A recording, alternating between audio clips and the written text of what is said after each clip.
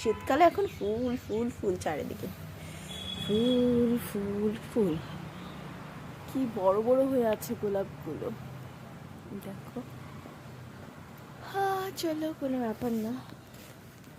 আর এই জায়গাটাতে ফুলগুলো ঝরে পড়ে আছে, দেখো এই পাপড়িগুলো ঝরে ঝরে পড়ে থাকে।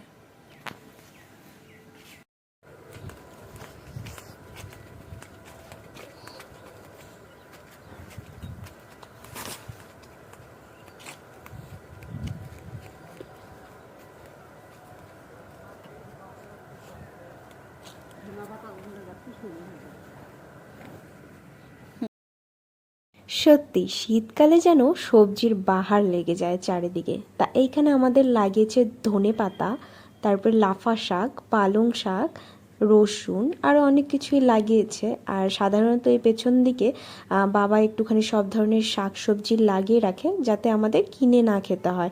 কিনে খেলে কি হয় বলো তো, সেরকম টাটকা পাওয়া যায় না। আর বাড়ি কি হয়, যেইটুকু প্রয়োজনে লাগে সেইটুকু তুলে নিয়ে গেলে পরে হয়ে যায়।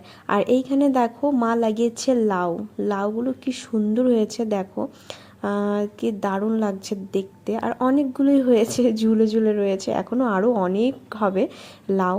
আর লাউ দিয়ে তো লাউ তরকারি খেতে ভালো লাগে, লাউয়ের যা কিছুই করো না কেন আমার তো ভালো লাগে। আর এই দেখো এখানে টমেটো লাগিয়েছে, টমেটো গাছ, আর ওইদিকে কাঁচা লঙ্কাও আছে।